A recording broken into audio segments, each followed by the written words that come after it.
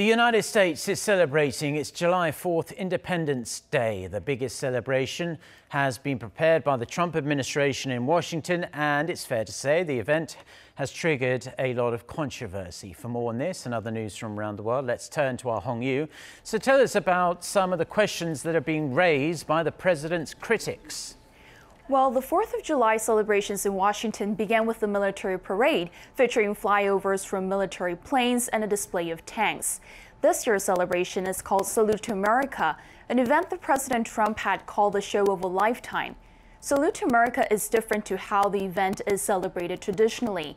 Former presidents have kept a low profile during Washington's annual celebration, which usually involves a nonpartisan concert and fireworks. But this year, President Trump has decided to include a military parade and a giant fireworks display and a speech of his own.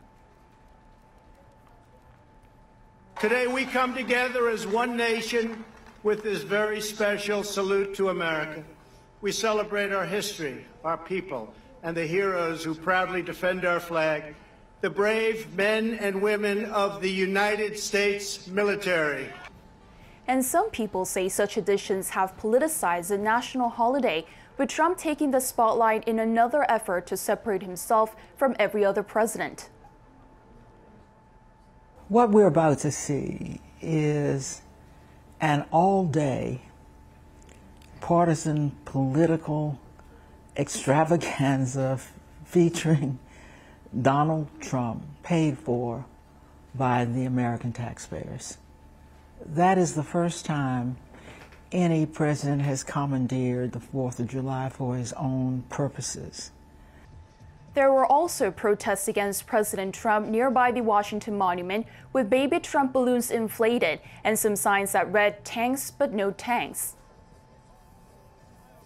We're here today because we want to denounce Donald Trump politicizing and militarizing the 4th of July, which is supposed to be a day that we come together for barbecues, tofu burgers, frankfurters, picnics, celebrations, fireworks, and instead he's turned it into a very divisive time.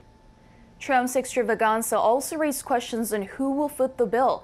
According to the Washington Post, some of the events were paid for using National Park Service's funds used for park maintenance. But Trump downplayed the complaints, tweeting Wednesday that the expenses will be very little compared to what it is worth.